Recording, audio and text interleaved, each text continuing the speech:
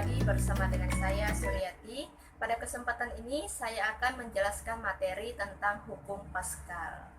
Nah, mungkin teman-teman di sini pernah melihat suatu alat yang sangat membantu dalam mengangkat mobil. Ya, pada saat untuk mengganti ban mobil atau memperbaiki mesin mobil. Nah, sangat diperlukan alat ini untuk mengangkat mobil tersebut. Alat apa itu? Yaitu dongkrak hidrolik. Kenapa alat ini bisa sangat membantu dalam mengangkat mobil? Nah, seperti yang kita ketahui bahwa mobil itu kan berat ya. Nah, dengan adanya alat ini maka akan sangat mempermudah dalam mengangkat mobil. Nah, tahukah teman-teman, ternyata sistem kerja alat ini menggunakan prinsip hukum Pascal. Jadi, apa itu hukum Pascal? Nah, untuk mempermudah dalam menjelaskan hukum Pascal ini dan mempermudah teman-teman dalam memahami hukum Pascal, maka saya akan menggunakan alat peraga. Selanjutnya saya akan menjelaskan bagaimana cara kerja dari alat peraga ini.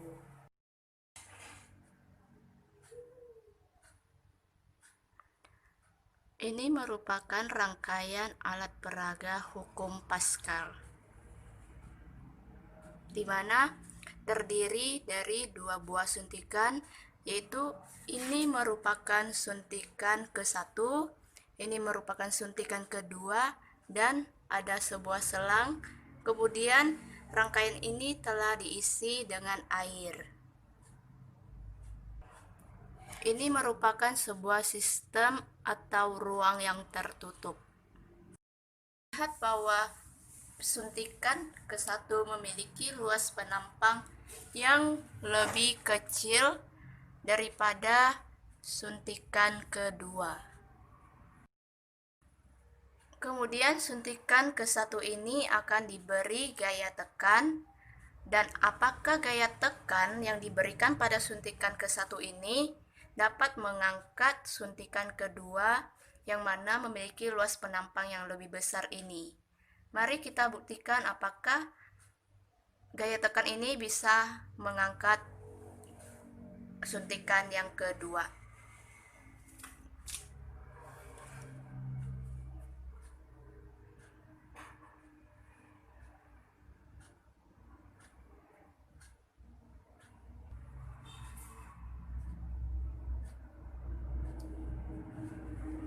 Saya ulangi lagi.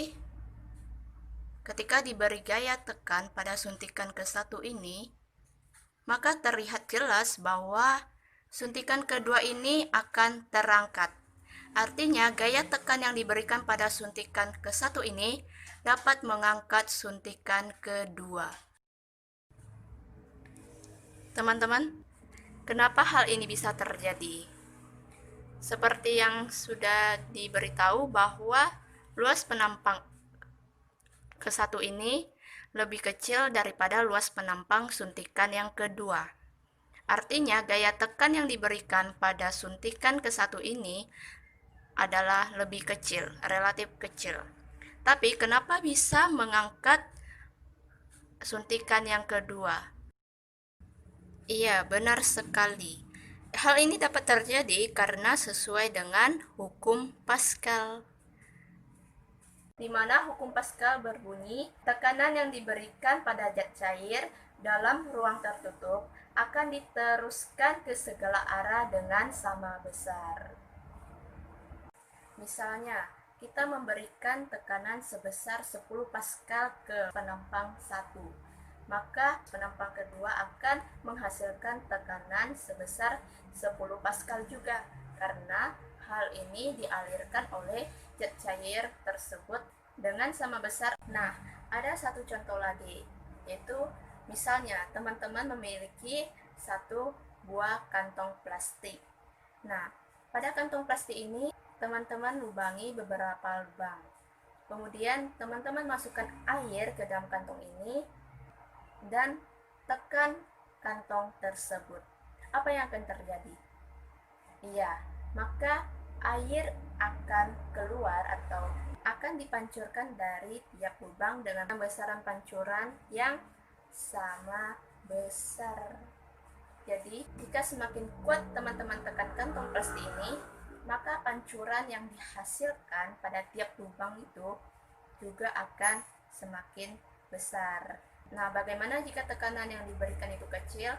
Maka tentu saja pancuran yang dihasilkan juga akan kecil, karena sesuai dengan bunyi hukum Pascal. Jika memberikan tekanan sebesar P, maka akan menghasilkan tekanan sebesar P juga. Nah, oleh karena itu, persamaan dari hukum Pascal yaitu P masuk atau tekanan masuk sama dengan tekanan yang keluar. Nah, tekanan masuk ini kita anggap tekanan 1, yaitu P1 sama dengan P2. Seperti yang sudah diketahui bahwa P sama dengan gaya dibagi dengan luas penampang, F dibagi A. Maka rumusannya menjadi F1 dibagi A1 sama dengan F2 dibagi A2. Di mana P1 merupakan tekanan pada penampang 1 dengan satuan Pascal atau Newton per meter persegi. Kemudian P2 merupakan tekanan pada penampang 2 dengan satuan Pascal atau Newton per meter persegi. F1 sama dengan gaya pada penampang 1 dengan satuan Newton. F2 sama dengan gaya pada penampang 2 dengan satuan Newton. Kemudian A1 merupakan luas penampang 1 dengan satuan meter persegi, dan A2 merupakan luas penampang 2 dengan satuan meter persegi. Seperti yang telah saya katakan di awal video tadi, bahwa salah satu contoh penerapan dari hukum Pascal adalah dongkrak hidrolik. Nah, dongkrak hidrolik ini berguna untuk mengangkat mobil ke atas sehingga lebih mudah untuk melihat mesin yang ada di bawah mobil dan untuk mengganti ban mobil. Jadi pada dongkrak hidrolik ini terdapat piston. Piston ini sangat penting karena dapat menghasilkan daya yang besar meskipun tenaga yang digunakan untuk mengoperasikan alat ini relatif kecil. Bayangkan teman-teman, hanya dengan mengeluarkan tenaga yang kecil, kita bisa menghasilkan daya yang besar pada alat ini. Sangat membantu bukan untuk melakukan pekerjaan-pekerjaan yang membutuhkan tenaga yang besar, seperti mengangkat mobil. Dengan adanya alat ini dapat lebih menghemat tenaga kita. Iya, semua ini karena adanya hukum Pascal. Hukum Pascal sangat membantu dalam meringankan pekerjaan manusia. Salah satunya tadi yang telah saya jelaskan. Selain dongkrak hidrolik, ada juga pompa hidrolik yang biasa digunakan untuk memompa ban. Kemudian ada juga rem hidrolik yang diterapkan di mobil. Pada saat mobil dalam keadaan laju, kemudian kita menekan remnya meskipun tekanan yang diberikan itu kecil, maka akan memperlambat laju dari mobil tersebut. Itu merupakan beberapa penerapan dari hukum Pascal. Sekian pembahasan dari materi hukum Pascal ini.